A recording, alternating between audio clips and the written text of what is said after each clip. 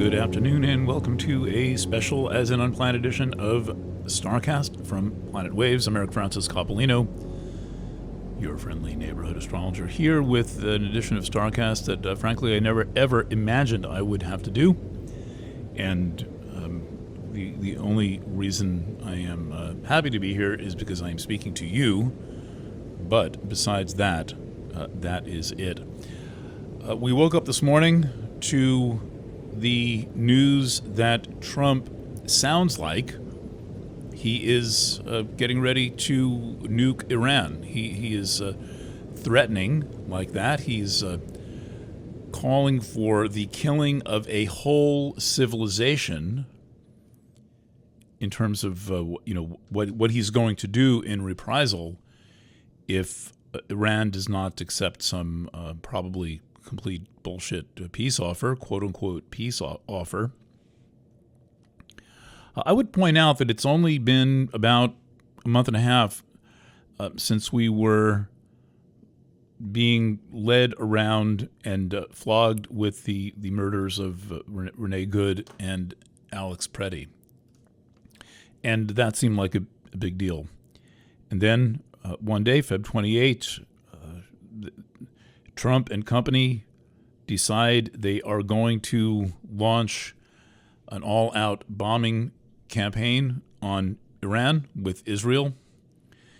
And that's it. They started doing that. And immediately, Iran did what everyone knew that Iran would do, including, I maintain, any fourth grade social studies student to whom you showed a map of the Strait of Hormuz, through which 20% of the world's oil and much of its propane, liquid petroleum, and fertilizer, and helium, and aluminum come through.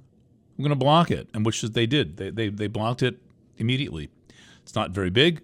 There are all kinds of high-tech, cheap weapons. These drones are cheap. And now the oil flow out of the Persian Gulf has stopped at the same time that bombs are falling out of the sky. And Israel, I think, fully intends to do what it did in Gaza as the world watched in horror, and as people who even meekly objected were called anti-Semitic. That blew my mind. And this is all part of what I'm calling the AI war. And that includes the stepping up of the attacks by Russia on Ukraine in early 2022, followed by the launch of ChatGPT in late 2022 or 2022, yes. And yeah, that was November 30th, 2022. I've done that chart separately. And I want to just comment on why this is so important and what are the chances I see of this happening. Now, since this is in completely new territory and no American president that I know of has ever just threatened a nuclear attack, which is how I read the words, kill the entire civilization, which nuclear bombs don't do that. Nuclear bombs can wipe out large parts of cities, but they don't kill the whole civilization. So this is hyperbolic language, and it's hyperbolic language by someone who I think is completely out of control. I think that he is cracking under the pressure. I suspect that he is physically sick, and this is contributing to his mental state. I think that he had, while he knew or should have known what was going to happen when he bombed Iran, that he personally may be sufficiently detached from reality enough to not have really understood that the Iranians were just not going to be bullied. But there's no one around him who can be said to be free of that foreknowledge, free of that understanding. There is a chart that I have been somewhat dreading to look at. I've peeked at it a couple of times. I've looked at it in tremendous detail in previous times. The chart is called the nuclear axis chart. This chart was somewhat popularized by Barbara Hand Clow in the Chiron book, Chiron Rainbow Bridge Between the Inner and the Outer Planets, which comes out sometime in the 80s. And she calls it the atom split chart. And it is the chart for the first self-sustaining atomic pile that was, I think that was run by Enrico Fermi at the University of Chicago in the laboratory that was built under the bleachers of the football stadium, all since gone. I don't know what they put there in its place. And so this chart is preserved. It is. I've read the story of how it happened. I have looked at this chart as a mundane chart as much as any chart that I have ever lived with. There are just those charts I've lived with my entire career doing mundane astrology, and this is one of them. So the chart, and I will include it. I realize that you can't read it, and this really should be a video. Right now, I don't have the strength to sit in front of a video camera and add that extra dimension of visually presenting the chart. But I'm going to tell you a little bit about what I see going on now, and none of this means that he's going to push the button. I want to say that. As I just said to Claudia, who helps me run the back end of Planet Waves, watches things like bank accounts and pays bills, and we're talking. We are in daily contact on the issues as well. The reason why Claudia is my admin first is because we love each other, and second because we are concerned about the world. So anyway, this is a chart with Taurus rising, and it is 3 degrees. I'm going to use the rounding down number because it gets cumbersome to say 3 plus 30. So when I say 3, I really mean in the 4th degree. It's a quirk of how astrological charts are read. That when a point or a planet or anything is in degree 3, for example, and 1 arc minute, or 3 and 59, that's really in degree 4. I'm going to use the big number, and for other purposes like Sabian symbols, then we would go to the higher number. This is purely for the purpose of simplification of the presentation. I try to be very careful about not imparting bad habits in anyone who is listening who could be an astrology student. So, which is many of you, and some of you have shown up after 15 years quite capable astrologers, which is good because that's what I'm trying to do, is make sure there's a lot of people who actually understand how to do actual astrology. And that's why I publish the charts, I publish my annotated charts, and I make these explanations, and I know that it's difficult for people who are not really interested in studying. They just want the results, so I have to strike a balance. And for those of you who just want the juice, well, I'm going to bring you some of the farming and how you squeeze the orange and get the juice out. So 3 Taurus is rising. That happens to be the discovery degree of Chiron. And Chiron is on the way into Taurus. It's not going to get out to its discovery degree, which is 3 and change, but it is on its way, and it will be in Taurus in June. And that counts for one important transit. Now, before I go on, what I said to Claudia was that the nuclear axis chart takes transits on a fairly regular basis. A transit is when a real-life planet occupies some part of the chart where there's other stuff going on. So a transit means a planet where it is today does something to a planet where it was at some previous time in history. For example, on December 2nd, 1942. And when the nuclear axis chart is under transit, there's often talk of nuclear issues. There's nervousness about nuclear issues. The topic comes up, but it doesn't mean that something happens. But when something happens, you can always find very strong transits in the nuclear axis chart. And the nuclear axis is sensitive to, in particular, Saturn and Uranus. So this is based on a reading of I've probably looked at 20 major nuclear events, starting with the splitting of the atom itself, and then the next one in the series is the Trinity test, the test or claim test of the atomic bomb out at the White Sands Range, and then Hiroshima and Nagasaki, those charts. And then after that, we are into the H-bomb testing charts. The chart I'm familiar with is the Ivy Mike chart. Ivy Mike is the first test of the hydrogen bomb. And then there are a diversity of other tests of the hydrogen bomb. And then we start to get into nuclear accidents. So since Hiroshima, all we've had are tests and civilian, and sometimes military, nuclear power plant events. There has never been a detonation of an atomic bomb on a population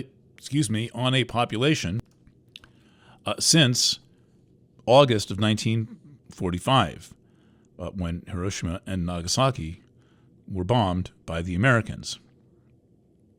All we've had are tests, civilian accidents, and various threatening situations.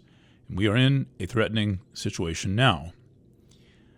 And before I read any more out of the chart, I just want to say it is absolutely exhausting to have to wake up to this and live with it constantly, particularly knowing that there is someone who is not only a kind of a puppet, but also someone who is, in some measure, certifiably insane, and who seems to have been put there because he is, to a degree, controllable and also certifiably insane. His behavior has just been nuts. So,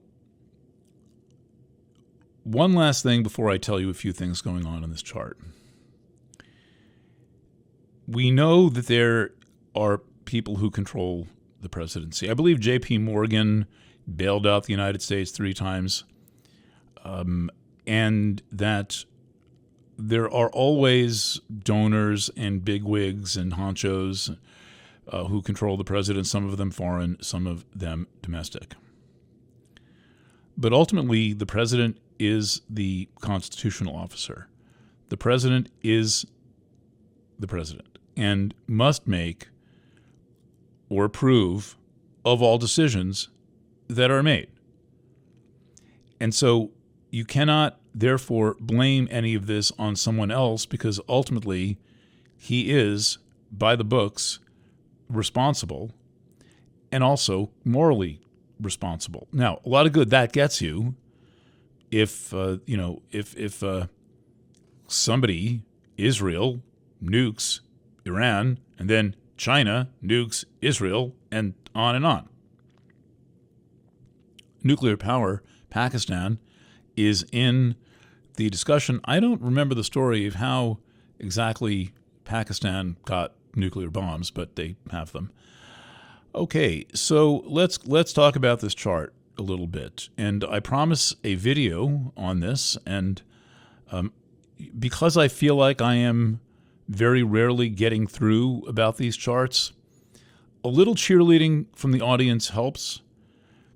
Some questions from the audience help, so I can have a sense of how to aim my presentation, but I feel like often I'm describing how to assemble a bicycle, reading from the directions of how to assemble a bicycle when people don't really know what a bicycle is and they can't envision the parts. Put that little shim in where the handlebars meet the head, whatever you call it, the head wrench or head lug or whatever you make the handlebar stable, and what's handlebars, right? So, but I'm gonna run through these transits.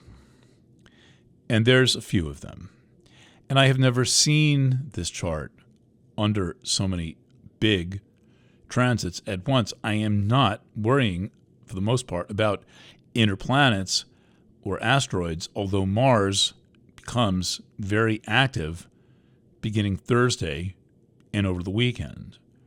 And so essentially of the personal points, which are the sun and the moon, the luminaries, and then Mercury, Venus, and Mars. Mars is the most dangerous of them because Mars is capable of taking irrevocable action. Now, Venus can take irrevocable action too. Once you've made someone dinner, you can't unmake them dinner. Venus. Once you've kissed someone, you can't unkiss them and say, ooh, that never happened. Right? Full moon. Once you make a campfire and dance around by the fire, thumping on a drum, you cannot unthump that drum. But Mars is different because Mars really talks about action that can set things in motion that cannot be reversed. Happens to be the situation that we are finding ourselves in.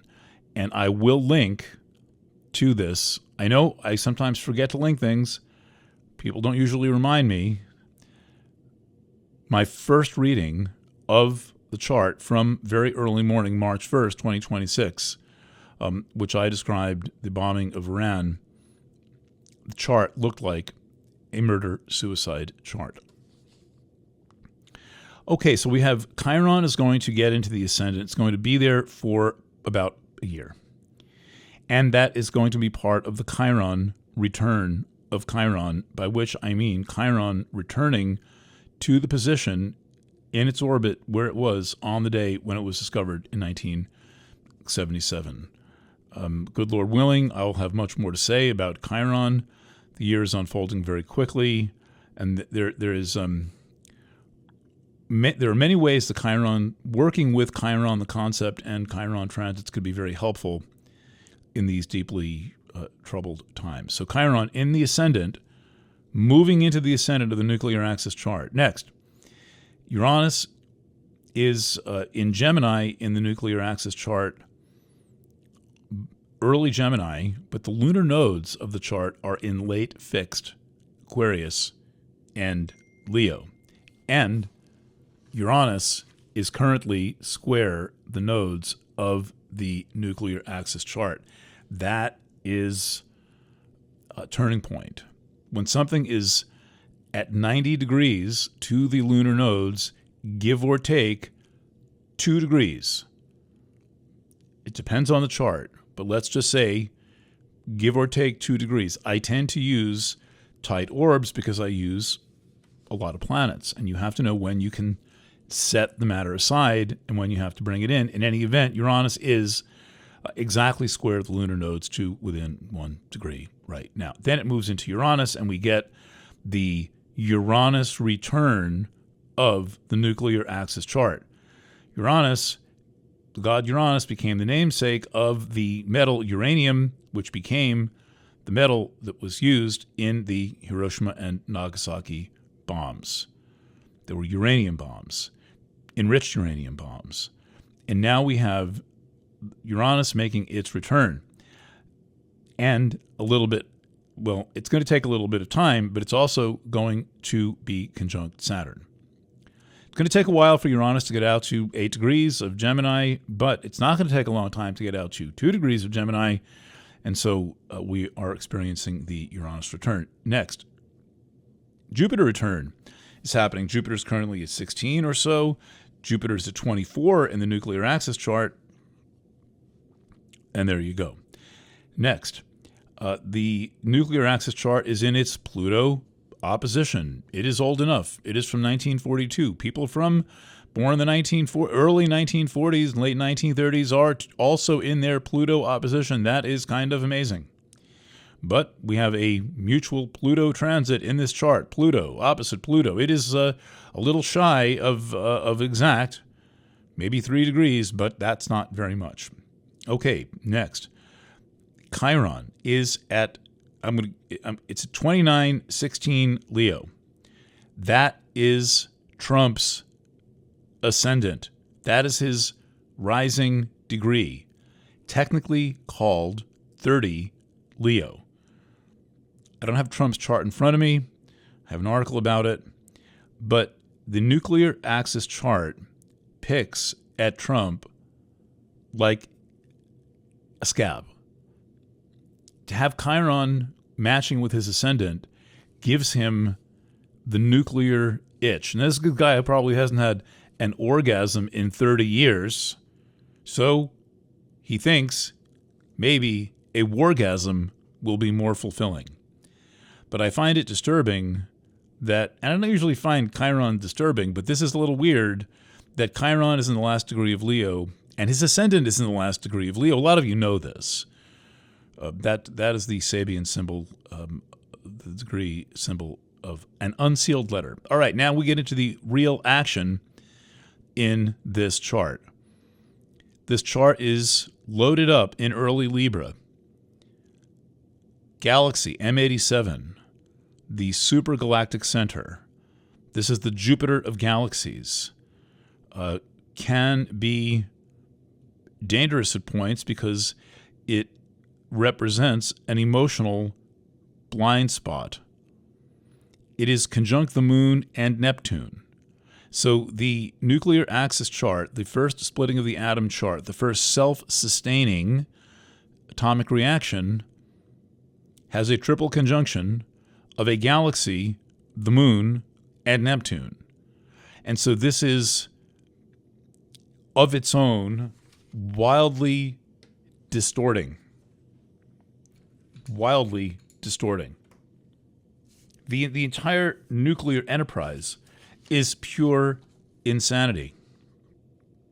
For those of you who have not seen Dr. Strangelove, I know there's a lot of movies. I know people waste a lot of time watching their show on Netflix, but there are some films that stand up to the great books, and Dr. Strangelove, directed by Stanley Kubrick, starring Peter Sellers, first of all, does not disappoint as cinema, but and in terms of a moral message about nuclear warfare, it is incomparable. And I do suggest you watch it. Do not smoke weed, please. It is too disturbing. Okay, now, this cluster is in the first 2 degrees of Libra. There is a lot of action in the first 2 degrees of Aries right across the dial. First of all, Neptune is there now, so this chart is in its Neptune opposition as well as in its Pluto opposition. Saturn was just there. It has moved on a little. And there is a point called Borsisi. Borsisi, very active in the chart for the Fukushima disaster of 2011, and also a point where the name was taken from a fictional novel for the first time. The novel is Kurt Vonnegut's Cat's Cradle. I know no one reads books. This book is as easy to read as it is to watch a movie. If it has one flaw, it's too short, and the chapters are too short.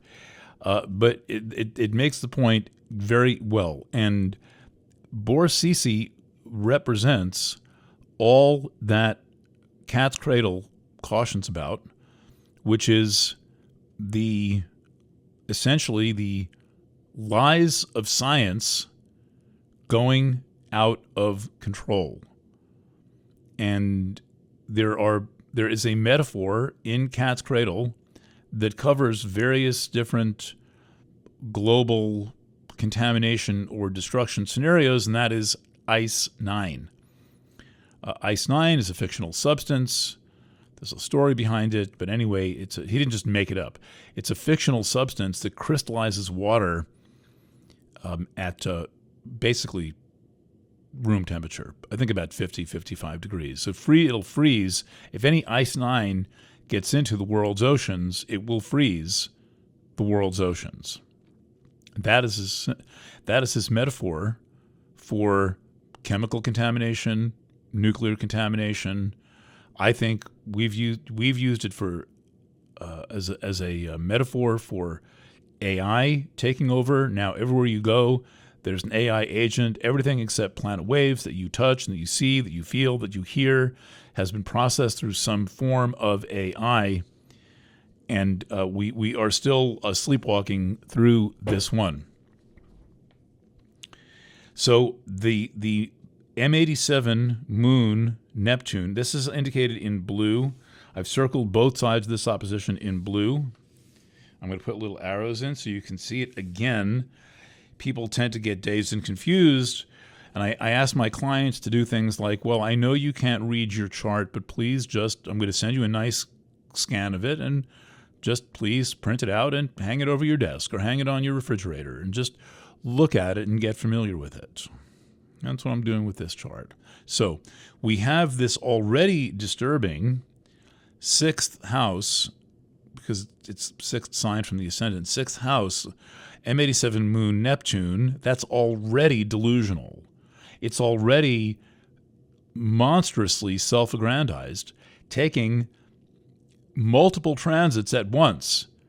Borisisi, Saturn, and Neptune, and Mars arrives on Thursday. So we will have, among other things, a Mars-Neptune conjunction that is like one vast blind spot opposing a Moon-Neptune conjunction. So there's nothing in this chart that describes realism. There's nothing here to put the brakes on anything. That would normally be Saturn, but Saturn is not in a position to do that right now. Okay, finally, two last things. Second, last, this is not count for a transit, but it is very important. The nuclear axis chart has something in common with the United States chart. Remembering this is the United States Pluto return going on right now. And that is a packed eighth house. Death, dowry, substance of the bride, death and transformation. And so the Sun, Mercury, Juno, and Venus are in the eighth house of the nuclear axis chart. Right there is the great attractor. I'm going to put the initials GA in ordinary black pencil. I'm going to put a little arrow on it. I know this is hard to read at first, but it's really, really, really hard if you don't try. The great attractor, it is a point of magnification. It is it's a deep space point that creates distortion. And it is ever present in this chart. So there's not much going on in Sagittarius. There's no major planets. There's no subtle planets. The moon happens to be there at the moment, but the moon is clear of this thing. But nonetheless, there is this sort of big kind of honeypot in Sag in the eighth place that makes this a kind of an outsized threat. And any time I think about this whole issue, I'm reminded of growing up and fully consciously under the nuclear shadow. Now, I don't know how other kids or whether they thought about it. We talked about it somewhat as children, but I know that I was keenly aware of the issue, interested in the issue, reading about the issue in high school. And I thought of my parents doing duck and cover drills when they were in grade school. If you've ever seen there was a turtle and his name was Myrtle, duck and cover. Let's see, Myrtle the turtle. Yes, people thought that was entertaining. Duck and cover video. Duck and cover. There was a turtle by the name of Myrtle. Hold on, here we go.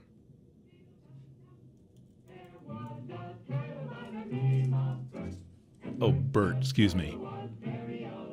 Bert, very alert. Yep. And there's somebody with a firecracker. He ducks and covers.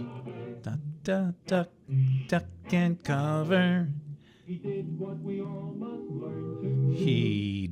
we all must learn to do. So kids are growing up. This is 1951.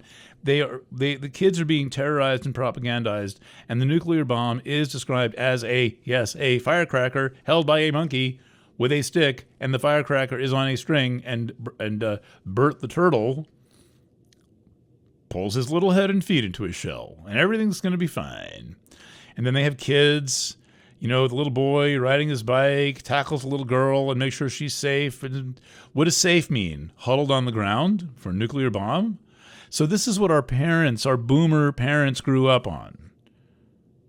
All this nuclear propaganda and duck and cover drills in school. By the way, the history of this is told in a film by the Archive Project. This is the guy who taught Michael Moore how to make films. He taught Michael Moore how to make Roger and Me. It's not credited by name. It's simply called the Archive Project. The film, a documentary, is called The Atomic Cafe. Again, no weed. The Atomic Cafe. All right. Last but not least, we have Pluto very active in this chart, not only about to make an opposition, but crossing the equal houses cusp of the 10th house. So there, in the scheme of things, that's relatively minor, but it's only minor in the scheme of things like the transits across Aries and Libra. The axis, by the way, I guess there's two ways to say it, but the axis is usually mid-Sagittarius. Mid-mutable, excuse me. This chart is very, very sensitive in the mid-mutable signs. And it is very sensitive to Aries point transits. And here we are. So,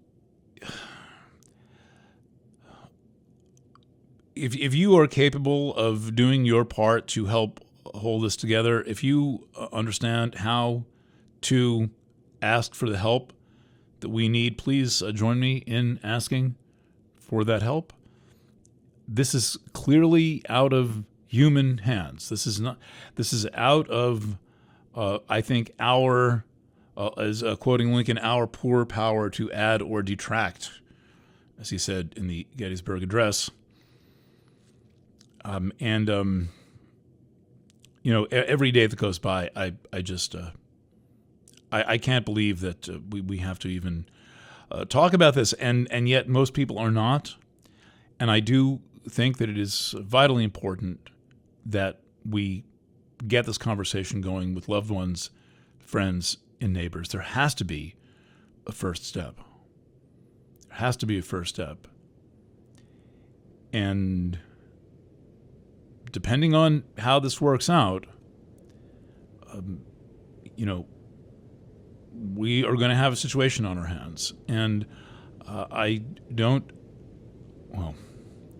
my suspicion is that one way or the other, they've made up their mind.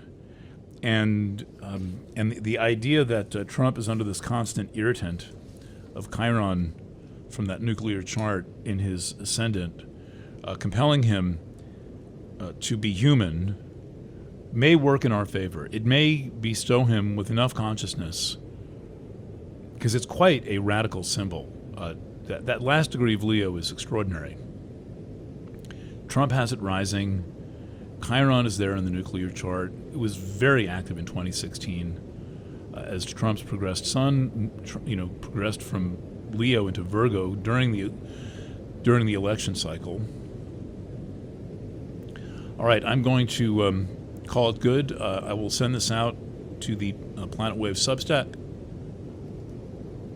usually soon after it's put on the front page of Planet Waves, and I'll be back with additional thoughts and commentary on Thursday with the horoscope and a new article. All right. Thoughts, ideas, prayers, suggestions, please add them to the comments. We need to open up a little bit in the Planet Waves community. I feel like I'm doing my best to set that example of showing up and being real, and I would ask you to do your best to do the same. Signing off from Harshaw House, it's 12:54 p.m. on Tuesday, the 7th of April, 2026. Lots of love, and bye for now.